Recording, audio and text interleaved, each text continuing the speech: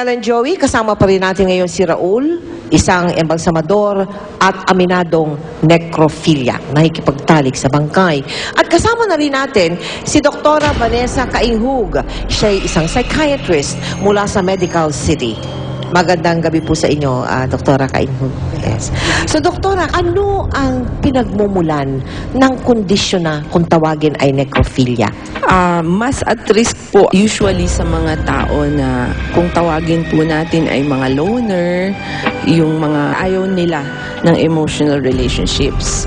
Isa pa hong maaaring dahilan bakit nangyayari ito ay kung ang tao ay may sakit sa pag-iisip or ang sinasabi naming psychosis. Maaaring meron siyang mga bulong na nag-uutos sa kanya na gawin yon. So, hindi niya mapipigilan yung sarili niya at gagawin talaga yon. Dahil meron silang anxiety na ma-reject sila ng ibang tao. Ayaw mabasted. Ganon. Totoo ba yon? Ayaw mo mabasted? Opo, ma'am. Yung nga mabasted. Pero alam mo, Raul, para sa kapakanan ng ating mga televiewers, alam ko po kasi hindi nyo nakikita si Raul, no? Alam nyo, may itsura tong batang to. Pero, syempre, doon tayo sa serious side, no? Alam mo, Doktora, si Raul medyo napapag-isipan na niya, no? Na hindi dapat magpatuloy yung ganyang gawain. Anong maipapayo mo sa kanya, Doktora? Okay.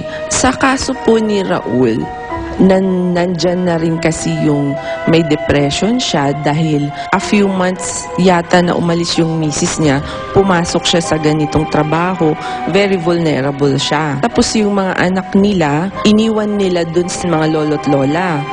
So parang naputol lahat ng kanyang social support. Tapos yung abuse of substances like shabu and alcohol. Ay, yun, meron palang ganun, Raul. Oo. Kasi nakausap ko siya kanina, ang sabi niya sa akin is nagkakaroon daw siya ng parang thought or isip na nag-uudyok sa kanya na gawin yon. Teka muna, pagka ba ikaw ay nakakaisip na gumamit ng bangkay ng kliyente, ang tawag nyo, kliyente nyo, ikaw ba'y nakatake? Hindi po. Hindi rin pala.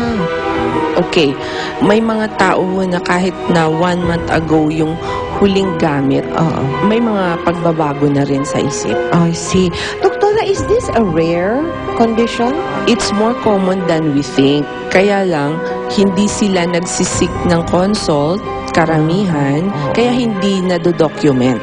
Doktora, sabi niya kanina, sigurado daw siya na hindi siya pwedeng magkasakit noon dahil tinitignan daw niya yung death certificate. Hindi po enough yun. Kasi ang nakalagay po sa death certificate, yung cause of death lang. Kunyari, binangungot. Pero hindi ho natin alam kung may syphilis o gonorrhea o HIV yung babae. Oo. Yun. Hindi na ho masusulat yun sa record.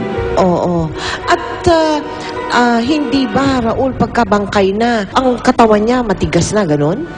Kasi po, hindi naman po siya masyadong matigas pag hindi pa siya nilalagyan ng formalin. So, you do it bago lagyan ng formalin. Opo. Medyo mainit pa yung bangkay. Hindi po sa mainit, ma'am, kasi malamig talaga yung Malamig na talaga yung bangkay. So, Doktora, how do we help him? Unang-una, nandoon yung kanyang guilt feelings or conscience. Na, sabi niya, naaasiwa na daw siya. At pangalawa po, nagsabi siya sa isang tao. So, ibig sabihin, that was a cry for help na. So, ang mapapayo ko sa kanya is kumonsulta sa isang psychiatrist. Or sa iyo pupunta. Pwede rin. Doktora, okay ba yun sa'yo, Raul? Okay na po sa akin. Mas maganda nga yun. Open ka, ready ka? Opo. At sana nga. Kasi alam mo, batang-bata ka pa. Napakalawak pa ng kinabukasan mo. Pero ngayon pa lang, nagpapasalamat na kami sa iyo, Raul. Maraming salamat. Isa kang matapang na tao para humarap sa amin dito. Salamat din po, ma'am, para matapos na rin yung problema ko. Oo, sana nga makatulong kami sa inyo. And of course, Doktora Cainhug, thank you very, very much. Thank you rin po for inviting me. Susunod na po mamaya ang mainit na debate. Etong tanong natin, kapag nalaman ng isang inang napagpalit ang kanyang anak, dapat ba niyang bawiin pa ito doon sa nakilalang ina ng kanyang anak? Yan po ang pagdedebatihan natin sa ating balitaktakan sa magpapatuloy ng nag-iisang Mel and Joe.